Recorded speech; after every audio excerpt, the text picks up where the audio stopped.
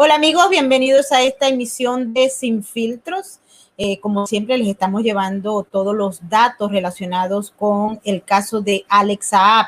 Alex Saab está siendo acusado por el gobierno de los Estados Unidos hasta este momento en un solo caso que tiene que ver con el lavado y blanqueo de dinero de más de 350 millones de dólares que, de acuerdo a los fiscales federales del estado de la Florida, se realizaron en el sistema financiero norteamericano y con la moneda del dólar, razón por la cual hay jurisdicción para juzgarlo.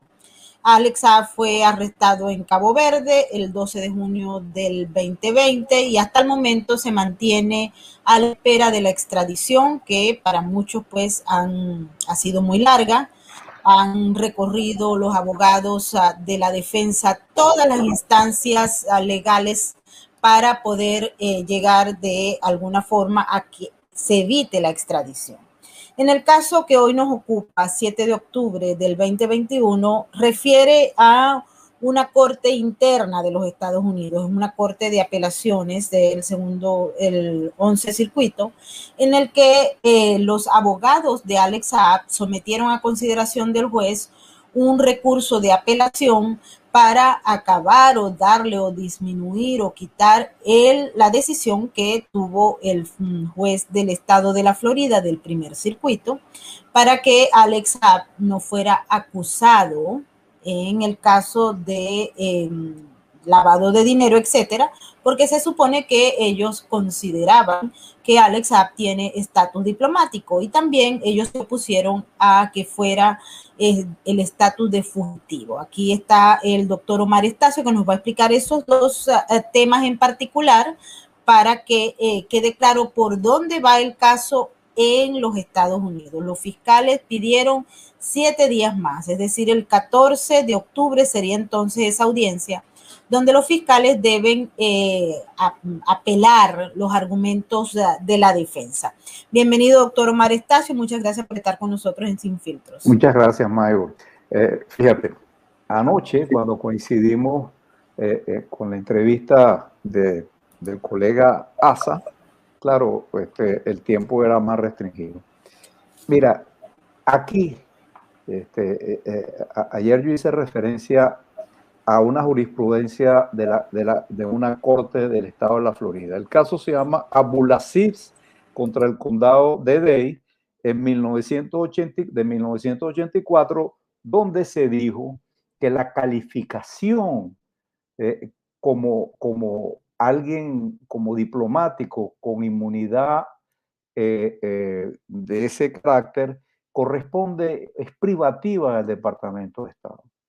Esa sentencia, como dije, fue de 1984, pero hay otra más reciente que es muy interesante, primero por la connotación de quienes estaban demandados y en segundo lugar porque cita a muchos precedentes. Esa es una dictada por los tribunales de la jurisdicción del estado de Texas en el caso John Doe contra, entre otros, nada más y nada menos que contra el Papa. Imagínate tú, el cardenal Ratzinger.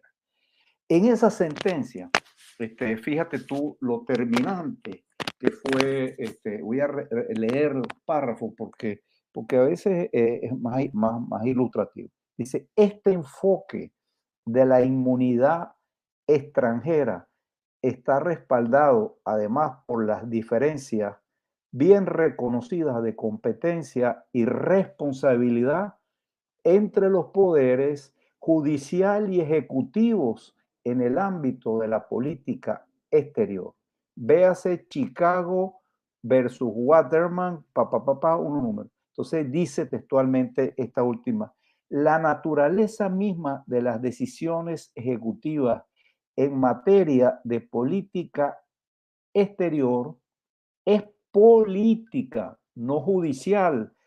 Tales decisiones son delicadas, complejas e implican una cantidad de profecías.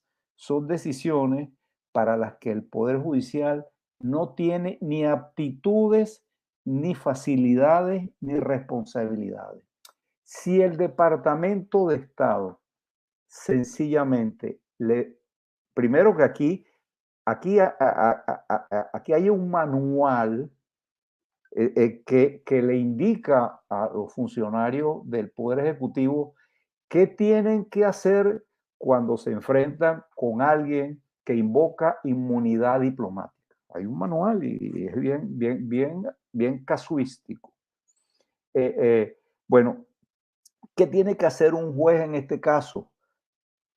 En el manual dice, usted puede llamar las 24 horas del día porque el Departamento de Estado tiene un libro que se llama el Libro Blanco, que ahí dice quiénes están acreditados aquí en Estados Unidos. Entonces, si ¿qué tiene que hacer en este caso un juez? Si alguien dice que tiene inmunidad diplomática en Estados Unidos, bueno, llama a ese teléfono y si le dicen, mire, ese señor no tiene inmunidad diplomática, el juez no se puede meter en eso, no puede, dice la sentencia de una manera, los jueces no pueden. Entonces, ya el Departamento de Estado ha dicho que ese señor aquí no tiene inmunidad. Mira, es que el sentido común dice, cuando a mí me invisten de la representación de una nación en el ámbito internacional, a mí me tienen que dar un nombre, porque si voy de cónsul, bueno, se rige eso por la Convención sobre Relaciones Consulares. Si voy de embajador, por otra. Y si voy de enviado especial, hay otro instrumento, que es el Tratado Especial sobre misiones especiales. Pero siempre al estado donde yo vaya a ir en tal carácter, previamente, me tiene que dar lo que se llama el beneplácito o placer. Una vez que me lo das, surgen una cantidad de derechos y tal. Porque si no sería muy fácil, a mí me nombran embajador o comisionado especial de una misión aquí en Estados Unidos. Me nombra Zimbabue aquí y tal, y yo ando con mi pasaporte aquí, mi nombramiento, y ando haciendo vida aquí, de repente cometo una falta grave, y cuando me van a hacer preso, yo llego, perdónenme el término coloquial, pelo por el pasaporte y el nombramiento. Y mire, yo soy misionero especial aquí, no tengo inmunidad. Me dice, no, tú para que tengas inmunidad tienes que previamente haber sido aceptado por el Estado norteamericano. Entonces, ya en Cabo Verde le cantaron esa poesía al señor Saab. Dijeron, mire, usted no cumplió aquí con los usos, costumbres y además con la normativa que existe en la materia, de manera que usted aquí no tiene inmunidad, pues, porque usted no avisó previamente, porque también hay otra convención que cuando tú tienes inmunidad y pasas por un tercer estado, porque el trayecto es muy lejos, antes era más difícil porque no había aviones. Pero bueno, si tú vas a hacer un toque técnico en un determinado estado, que es un tercer estado en relación a donde tú tienes tu misión, tú tienes inmunidad en ese tercer estado donde haces el toque técnico, pero tienes también igualito que avisarle antes. Mire, el avión mío va a repostar en la isla de Baleares y tal. Entonces, ese estado te dice, no, vale, aquí no venga, porque no, bueno, él no explica en los usos y costumbres. No demandan que yo explique por qué. Digo que no y punto.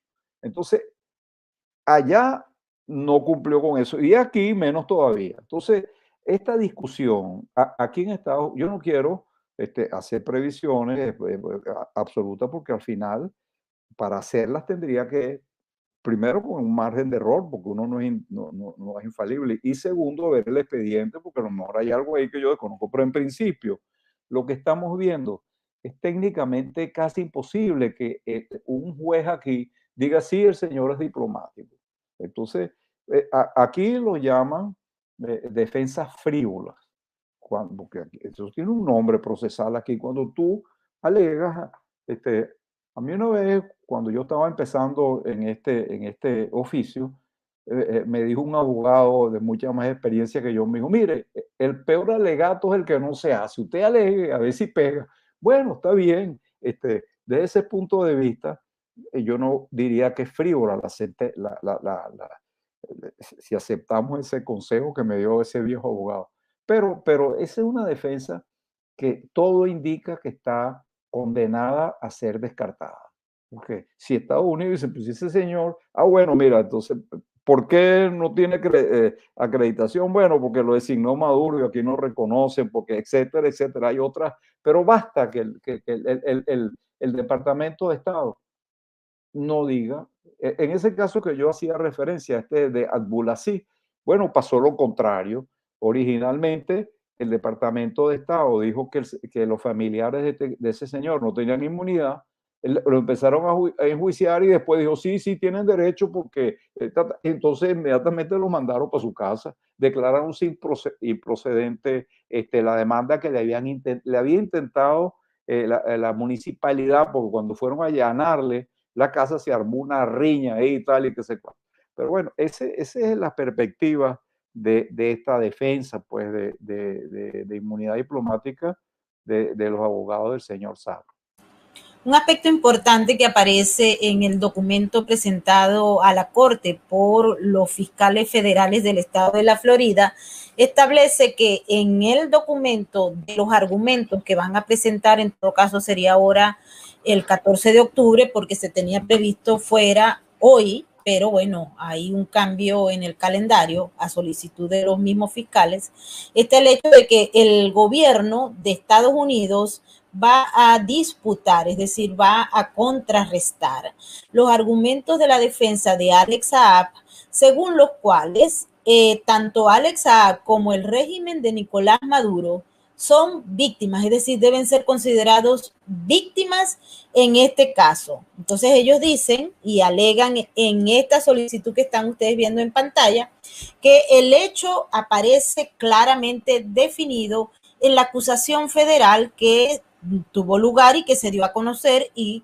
a través de la cual la Interpol y las autoridades arrestaron a Alex Saab en Cabo Verde el 12 de junio del 2020. Es decir, ellos dicen, nosotros no tenemos que alegar nuevamente, sin embargo, dentro del marco de esos 7 argumentos que presenta la defensa de Alex Saab para tumbar el caso, es decir, para tumbar la decisión del juez de primera instancia de Miami, del distrito sur de la Florida, es el hecho de que ellos consideran que la acusación no debió haberse dado en los términos que se dio porque él goza de inmunidad diplomática.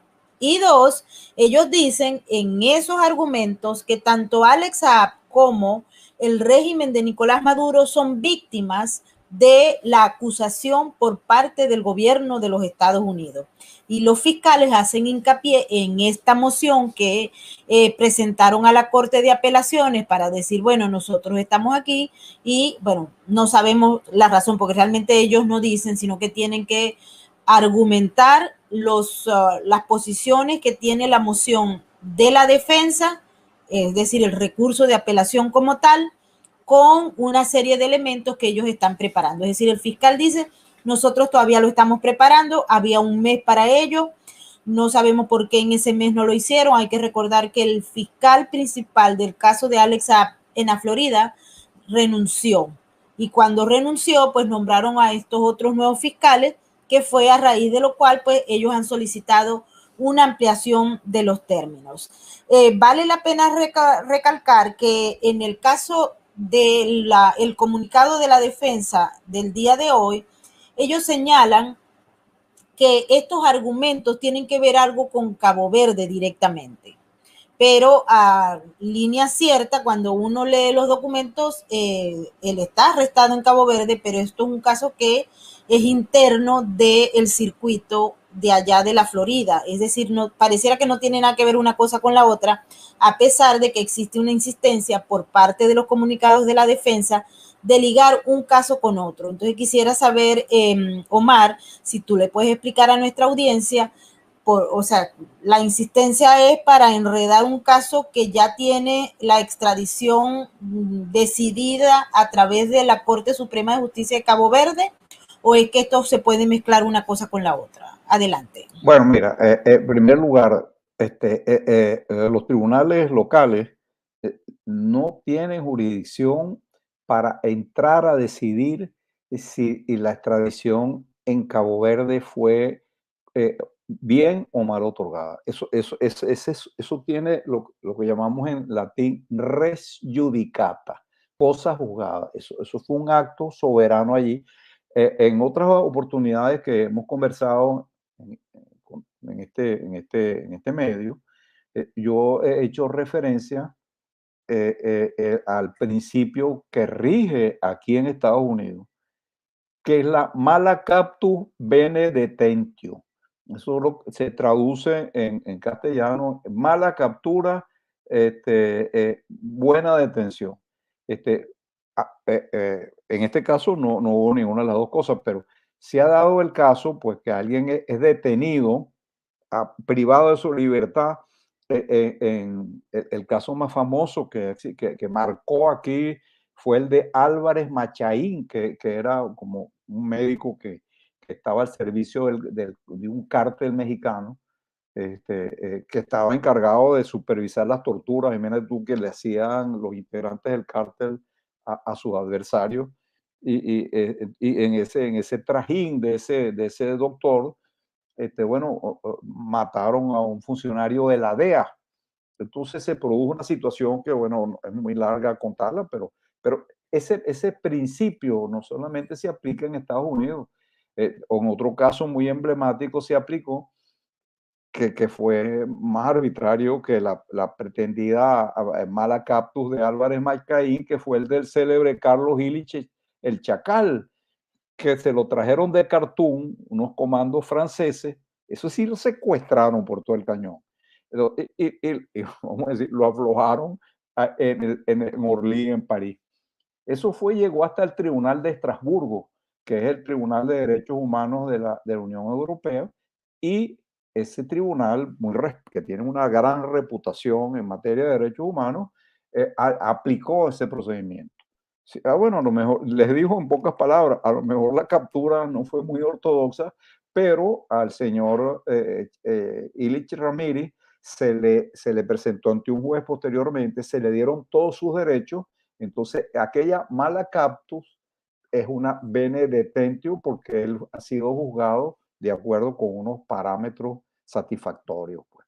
En este caso, se aplicaría lo mismo. En el supuesto caso que hubiese habido mala captus en Cabo Verde, ya eso es un clavo pasado. Aquí no se puede jugar esa mala captus de acuerdo con ese principio al cual estoy haciendo referencia. Hay una parte de la moción donde el gobierno señala que ya ellos tienen listos unos documentos que son bastante largos, al menos eso es lo que dice el gobierno. Es un borrador de una serie de argumentaciones que son bastante largas y que parecieran estar completadas. Sin embargo, es necesario destacar, según la moción, que el fiscal debe completarlo, el documento, para someterlo a consideración de la Corte de Apelaciones en la sección criminal y revisar y que el mismo sea aprobado por los superiores. Este es un fiscal auxiliar, hay que recordar esto, ¿no? Y dice que ellos reconocen que la moción que se ha presentado, en el sentido de que ellos necesitan 7 días más y que se presenta de acuerdo a la regla 31.2, que por lo general estos casos, cuando son negados, acarrean problemas para el sistema de justicia de los Estados Unidos, porque ellos necesitan como presentar todo de la manera más propia y más clara posible, razón por la cual ellos consideran que el gobierno tiene derecho a una extensión que no exceda, en este caso, de una semana. También los fiscales federales del estado de la Florida señalan que ellos habían estado conversando con uno de los abogados de Alex Saab, que se llama David Rifkin, y que ellos desde un principio obviamente se habían opuesto a la solicitud por parte del gobierno de los Estados Unidos de una nueva prórroga. ¿Qué pasa con esto? Y volvemos al tema porque hay mucha gente que está confundida en relación a este asunto. Cuando se dio a conocer el tema de Alex Saab y de esta nueva apelación, es decir, de la nueva prórroga que se presentaba, mucha gente dice, bueno, esto va a retrasar el envío de Alex Saab, si es que lo envían, a los Estados Unidos. Este caso, como decimos, es interno de los Estados Unidos, es una corte de apelaciones de los Estados Unidos, donde la defensa, debido a la decisión que tomó un juez en la Florida, fue a la corte de apelaciones, que eso es lo normal que ocurra, o sea, ocurrió, imagínense, con el Chapo Guzmán.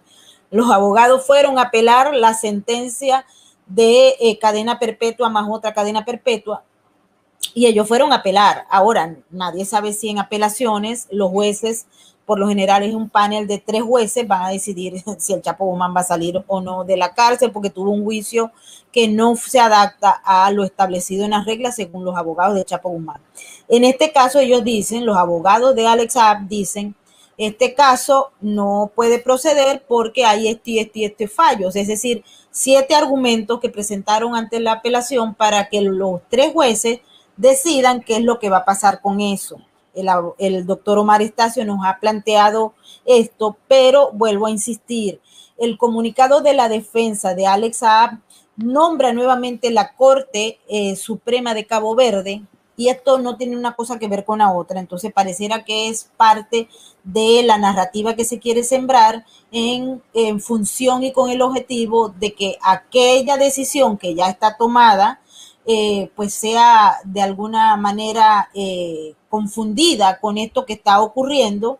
Los abogados de Alex Saab en el comunicado 1 rechazan la decisión de la fiscalía de solicitar una semana más. Ellos consideran que este elemento va en contra de los derechos de Alex Saab.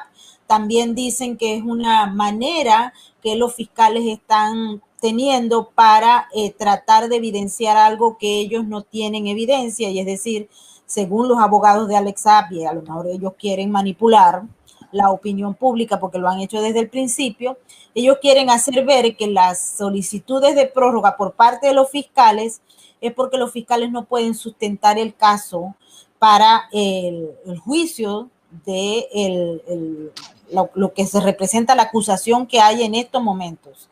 El diario El Tiempo, por cierto, publicó una información según la cual hay otra investigación sobre el caso de Alex Saab, pero hasta el momento eso puede ser una investigación según las fuentes confirmadas por El Tiempo, pero desde el punto de vista jurídico, formal, existente en estos momentos, hay una sola acusación, y esa acusación tiene que ver con esos 350 millones de dólares. Ante este caso hay personas en custodia y personas que ya están a punto de recibir una sentencia. En la otra que abre El Tiempo, esto no se conoce todavía formalmente, ¿ok? Adelante, Omar.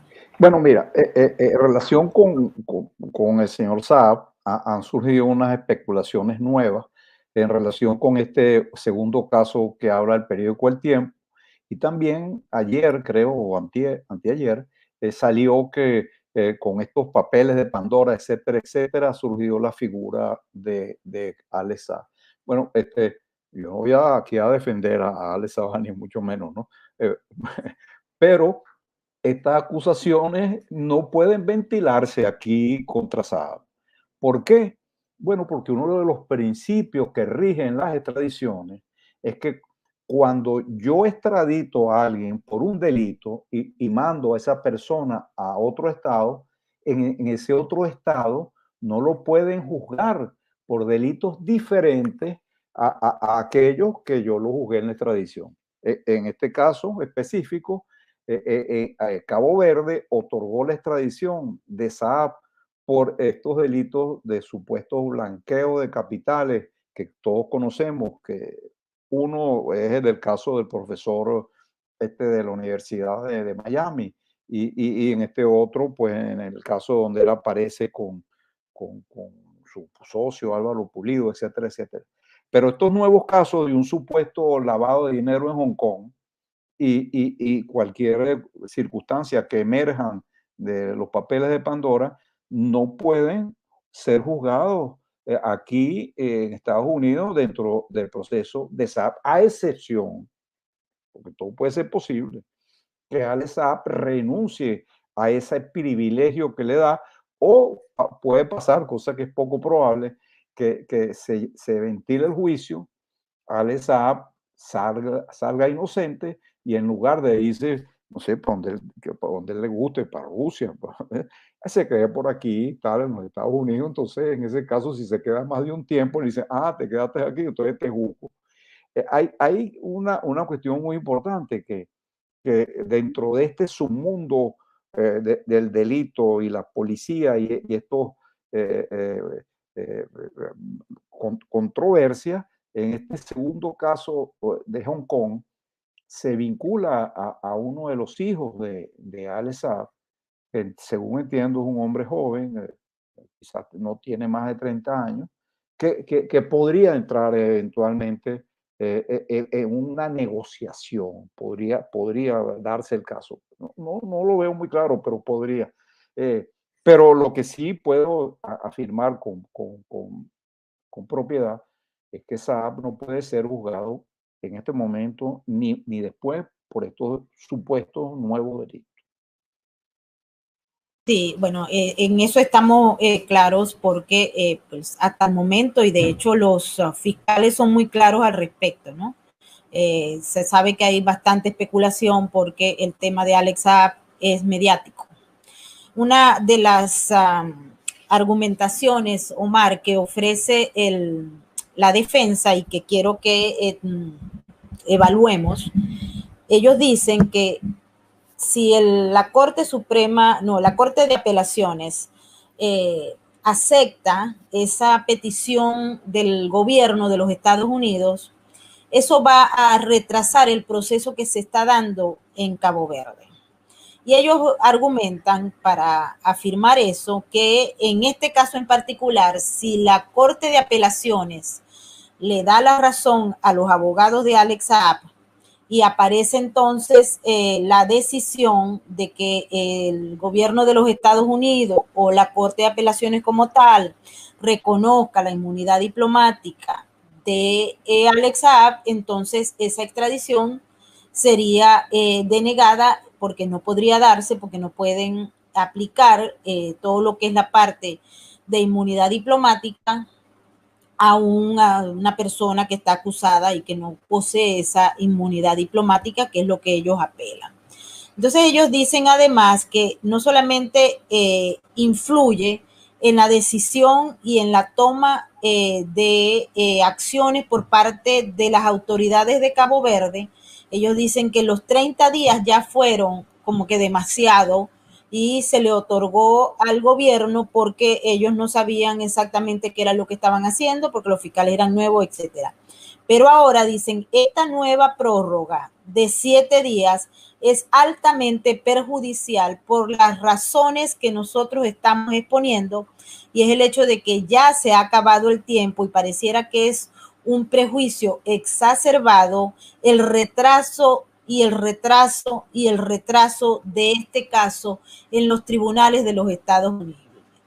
Ellos plantean que además hubo como una especie de mal comportamiento en relación a los fiscales porque ellos decidieron meter la moción un minuto antes de que cerrara el sistema para que no se diera la audiencia en el día de hoy, razón por lo cual ellos señalan que el juez no solamente debe rechazar, sino que debe como que alarle las orejas a esos fiscales por estar jugando con un tiempo que es muy preciso en relación al caso de la extradición. No sé si tú puedes opinar sobre este tema, Bueno, Mara. a mí me da la impresión que ellos están tratando de armar una defensa que, que va a plantear cuestiones muy interesantes, que es la pretendida persecución política de Saab por parte de las autoridades norteamericanas. Esa sería una defensa de fondo, decir, mire, yo no soy aquí un preso por un delito ordinario, sino soy un preso político, dado mis vínculos con el gobierno de Venezuela o el régimen que encabeza Nicolás Maduro y la situación de animosidad que existe entre Estados Unidos y el señor Maduro y su régimen. Pues. Este, eso se ventiló ya en Cabo Verde, si él era un perseguido político. Y en Cabo Verde lo descartaron. Declararon que no era ningún que eso no era un delito político. Los delitos políticos, hay unos que tienen una frontera muy bien delimitada. Si, por ejemplo, yo intento derrocar al gobierno de Maduro y me agarran preso, bueno, es un delito típicamente político. Si en el interín logro evadirme y me voy a otro país, lo más probable es que niegue mi extradición porque van a decir, mire, este lo van a juzgar por un delito típicamente político. Pero hay veces, se puede dar el caso, de delitos comunes que están estrechamente vinculados con, con la actividad política. Bueno, se da mucho, por ejemplo, los casos de aquellas personas que cometen asaltos bancarios para ese dinero emplear. Entonces ahí la línea divisoria ya entra en el criterio del juez que está conociendo el caso. Hay delitos que no se aceptan, por lo menos el magnicidio, que sería un delito eminentemente político, no se acepta por la normativa internacional que yo trate de matar a un presidente o lo mate y digo, bueno, es un delito político. No, se no se acepta porque ya se considera que es un delito de terrorismo. Yo creo que ellos están armando, tratando de armar un caso político aquí. Quién sabe si esa misma designación de Alex Saab como participante en la mesa de diálogo de México, quién sabe si esta cantidad de manifestaciones que han promovido cuando el caso estaba en Nigeria, en el tribunal de la CEDEAO, bueno, ahí salieron uno tal de nigeriano diciendo que Saab y tal y en Venezuela. Quizás yo no creo que le vaya a sonar la flauta, ¿no? Porque el caso que le están, por lo cual están juzgando aquí a Saab, en primer lugar, es un caso de delincuencia organizada, que es un delito grave en el ámbito internacional. Hay que recordar que existe un tratado internacional que es la Convención de Palermo, en la cual se equiparan prácticamente los delitos de delincuencia organizada con los de terrorismo. Entonces, allí la calificación de delito político, caramba, y además en el ámbito temporal, los delitos que se le imputan a Saab en Estados Unidos fueron mucho antes de la supuesta investidura diplomática de él, de manera que en aquel momento él era prácticamente un señor desconocido y ni siquiera el Estado venezolano ha alegado en esta cantidad de recursos que se ejercieron en Cabo Verde que en aquel entonces que él habría cometido estos delitos de blanqueo aquí en Estados Unidos, él era un político, no era político en esa época. De manera que esa es una defensa que, bueno, es muy plausible, bueno, para eso son los abogados, pues, defensores, pero yo no, eh, eh, eh, todos están buscando, es el caso de Carvajal, también allá está buscando que lo califiquen de perseguido político, que, bueno, es una defensa que bueno, es normal dentro de lo que cabe. Pues. Hablando del Pollo Carvajal, vamos a aprovechar estos últimos minutos de transmisión para recordar dónde anda el caso del Pollo Carvajal y si es que algún día lo van a extraditar a los Estados Unidos. Hay muchos que dicen que no y otros dicen que, bueno, que guardan la esperanza. Pero el juez de la Audiencia Nacional le dio a Hugo Carvajal, a la defensa, un tiempo más. que era lo que él estaba buscando, para que Carvajal aporte las pruebas. Estas son hasta el 12 de octubre, como que van ahí con el caso de Alex Saab. Es decir, que hasta el 12 de octubre Hugo Carvajal puede llevar a la audiencia el juez que está al tanto de ese caso. Hay que recordar que él fue voluntariamente ante la audiencia y ofreció información que está relacionada con al menos 3 casos, ¿ok? Uno, Podemos y el gobierno de Pedro Sánchez. Otro, las relaciones de Maduro con la ETA y eso que combinaría también a alguna clase política española. Y tercero, el asunto relacionado con la FARC. Es decir, esta es una información que sustenta las investigaciones que se están haciendo en materia de terrorismo en España. Entonces, él llevó primeramente una información y estuvo aproximadamente 3 horas con el juez y con los que estaban allí, fiscales, etcétera, informando sobre la relación de Podemos con Chávez y con Maduro, es decir, con el régimen como tal. Y la última información que se da a conocer a través de un reporte de Debate y otra de Libertad Digital, que son 2 medios en España, ellos hablan de que Hugo Carvajal habría dicho que Petróleos de Venezuela es la caja chica del chavismo para realizar pagos irregulares a partidos políticos y organizaciones terroristas. La caja chica se usa en la expresión, bueno, aquí está explicando que es una caja chica para nosotros los venezolanos. Y entonces se habla del hecho de que hubo una entrega a Juan Carlos Monedero, que es uno de los fundadores de Podemos, de Unidas Podemos, junto con Pablo Iglesias y compañía. A Juan Carlos Monedero se le habían entregado 200.000 euros. Y él hace referencia a un periodo específico en el que supuestamente PDVSA entregaba los recursos para cumplir con unos contratos que no necesariamente eran reales, es decir, eran contratos falsos con facturas falsas que no tenían nada que ver con lo que se estaba discutiendo. Y el juez entonces decidió darle hasta el 12 de octubre. En un principio el plazo vencía el día lunes o martes, pero hay una especie de fiesta ya en España y eso permitió que el caso rodara un poco más. Pero en todo caso, más allá de todos los argumentos que se están presentando, ¿cómo ves tú, Omar, la posibilidad de que España envíe al Pollo Carvajal, a pesar de que ya esa extradición también está aprobada, pero bueno, en España aprueban las cosas y no ocurren, ¿no?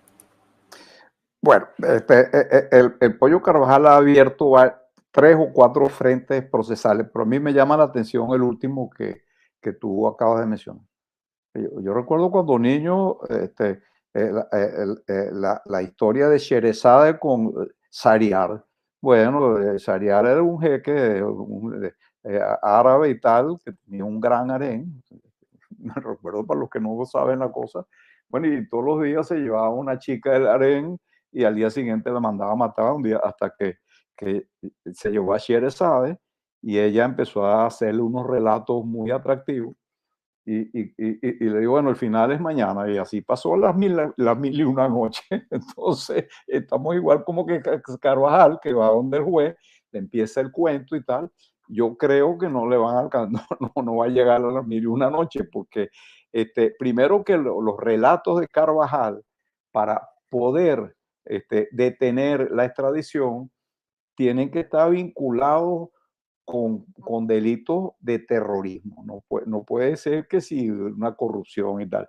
Y además, no puede ser cuentos, sino tiene que llevarle las pruebas. No es que va a decirle cualquier cosa que se le ocurra. Y en España existe una normativa que permite que en estos casos se suspenda la entrega por un año. Pero no más, por lo menos en teoría, quién sabe si en la práctica ocurre otra cosa. Pero yo no parece que le va a alcanzar porque insisto, tienen que ser delitos asociados con el terrorismo, porque esta normativa es consecuencia de ese tratado al cual hacíamos referencia antes, que es el tratado, la Convención de Palermo, que previene los delitos de delincuencia organizada y terrorismo. Entonces, y además tiene que existirse pruebas, no es que va a echar cuentos y cuentos y cuentos y cada cierto día el juez se pone a escucharlo. No, si el juez ve en un momento dado que ya son cosas viejas o que ya se saben o que no representan un interés para la justicia, así se le llama en doctrina, le dicen, mire señor, se le acabó su cuarto de agua y lo monta en un avión. Él tiene esa solicitud de última hora que supuestamente está pidiendo el Estado venezolano de que lo extraditen a Venezuela. Yo lo veo como un elemento para enredar un poco el proceso, que no va a tener éxito tampoco. Eso está previsto, que esas solicitudes sobrevenidas se meten como en una cola. Si no funciona, sí, está como de último en la cola. Él va, que eso lo vimos aquí, él va en el caso de que le negó el asilo, va a agotar una jurisdicción interna, va a agotar y va a acudir, lo más previsible, que vaya al Tribunal de Estrasburgo, o que es el Tribunal de Derechos Humanos de la Unión Europea, y pida medidas cautelares. Lo que pasa es que esas medidas cautelares del Tribunal de Estrasburgo, que son casi todas las que otorga, se relacionan con casos como este de extradición, casi todas. Hay otras, pero esos son el grueso. Bueno, para que prosperen, tiene que existir la amenaza cierta que cuando él venga a Estados Unidos atenten contra su vida o sea víctima de tortura. Entonces, ahí la cosa se le va a poner cuesta arriba, porque no es que en alguna oportunidad hayan aquí, le hayan dado malos tratos a un detenido, que se lo dan en todas las policías, sino él tendría que demostrar que es una política de Estado. Podría tener unos argumentos por ahí que yo no los voy a decir aquí porque no sea cosa que se le ilumine. Pero yo veo difícil que el Tribunal de Estrasburgo diga no vamos a mandarlo a Estados Unidos. E incluso, creo que lo hablamos también, en el caso de España existe la limitante que allí no hay cadena perpetua. Bueno, pero eso siempre en esos casos, por ejemplo, si en un lado vamos a suponer que ese delito se castigase aquí con pena de muerte y en España no hay pena de muerte, el Estado norteamericano, es la práctica, se compromete a decir, bueno, mira, queda comprometido que la justicia de nuestro país no lo va a condenar a aquellas penas que están prohibidas o no están previstas en la legislación española. De manera que yo creo que si él va a demorar un poquito, él va a ir a Estrasburgo y tal, pero pues, creo que igualito le van a negar los recursos. Pero de todas maneras, en España se cuecen habas. Y entonces, bueno, hay que tener más reservas del caso. Sí, tomando en cuenta que la naturaleza del gobierno de España está muy pintada de socialista. Por cierto que ha habido muchas críticas contra Pedro Sánchez y compañía porque ha invitado a los representantes del régimen en España a participar en esas festividades con motivo del Día de la Raza del 12 de octubre. Sí. Y el representante del régimen no es muy querido por la comunidad, la diáspora. Bueno, porque en España tenemos un problema y es que hay una diáspora enorme que eran o venezolanos con familiares españoles, que son muchos, o sea, son una enorme mayoría, y también venezolanos que huyeron y que lograron tener un estatus de refugiado o asilo político en España, y son muchos. Yo particularmente he estado en España, he caminado por las calles, me he conseguido a media Caracas en las calles de Madrid, en Bilbao y por ahí en otras ciudades, porque, bueno, la gente salió huyendo del régimen de Nicolás Maduro. Y en ese caso, pues hoy observamos que hay un grupo mayoritario de la diáspora real que huyó del régimen y también un grupo de acaudalados millonarios corruptos, boliburgueses y bolichicos mezclados que forman parte de esa cúpula criminal que saqueó a Venezuela, se fue a España, invirtió miles de millones de dólares en real estate, en propiedades inmobiliarias, así como también en otro tipo de negocios. Y ahí tenemos desde Alejandro Betancourt López hasta Javier Alvarado, Rafael Reiter y compañía. Nervis Villalobos, por cierto, que fue uno de los que, de acuerdo a todas las acusaciones que tiene en su contra, fue uno de los que más expolió el erario público venezolano. Sin hablar de los amiguitos, los otros amiguitos de Rafael Ramírez Carreño y la enfermera de Hugo Chávez, la señora Claudia Díaz, que también anda en ese proceso, al igual que Adrián Velázquez y todos aquellos que tienen cargos en los Estados Unidos y en la justicia española, unas veces, por ejemplo, el de Adrián Velázquez, pues se aprobó la extradición, pero el tipo apela y apela y apela con mucho dinero que tienen de esos recursos que se expoliaron del erario público venezolano para evitar que se les aplique la justicia. Entonces, la justicia española es bastante benevolente con todos estos criminales que andan buscando aquí en los Estados Unidos. Y bueno, está en manos de ellos y ahora con Pedro Sánchez y bueno, y observando también todo este fenómeno que estamos observando, yo les pido por favor que vean la entrevista que Luis J. Martín y yo le hicimos ayer a el eurodiputado Germán Terch, porque allí está todos los elementos para entender lo que está ocurriendo con la gente en España que tienen poder y también con la comunidad europea, porque él explicó con lujo de detalle lo que hizo el señor Borrell para legitimar las elecciones fraudulentas convocadas por el régimen de Nicolás Maduro.